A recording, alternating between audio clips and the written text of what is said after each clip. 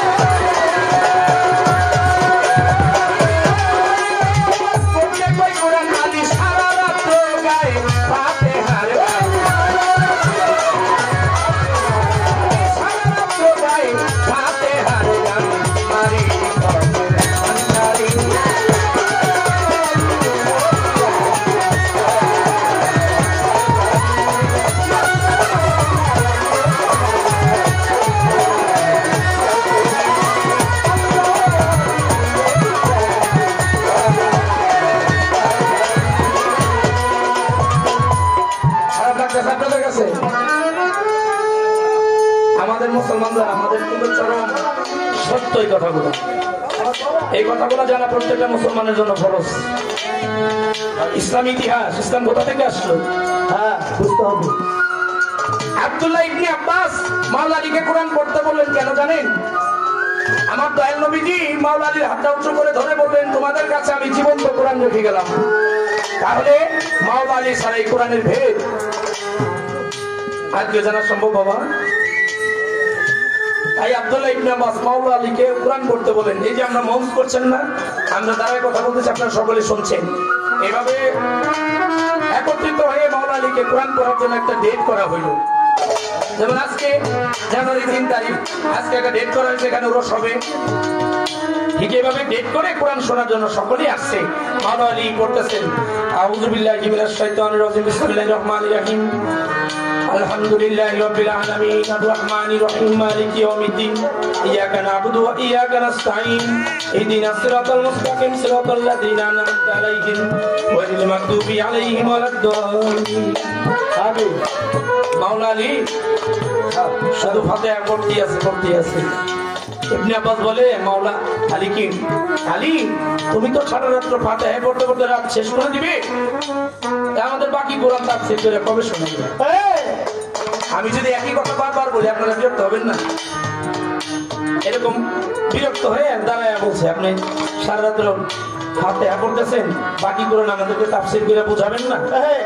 ওই দিন ইবনে আব্বাস ডাক দিয়া আলীর কাছে কয় ফাতিহা পড়িতে যদি সারা রাত যায়, ওই দিন ইবনে আব্বাস ডাক দিয়া আলীর কাছে কয় ফাতিহা পড়িতে যদি সারা রাত যায়, আপনি বাকি কোরআন তাফসীর কইরা শোনাইবেন কবে?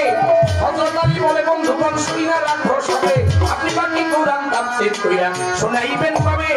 হযরত আলী বলে বন্ধুগণ শুইনা রাখো সবে, সারা কোরআনের সার সংক্ষেপ এই ফাতিহা হয়, ফাতিহারই সার সংক্ষেপ বিসমিল্লাহ নয়, সারা কোরআনের সার সংক্ষেপ এই ফাতিহা হয়, ফাতিহারই সার সংক্ষেপ বিসমিল্লাহ নয়, বিসমিল্লাহর সার সংক্ষেপ বেহরফ হইল, বেহরফের সার সংক্ষেপ নিচের নুকতা হলো, বিসমিল্লাহর সার সংক্ষেপ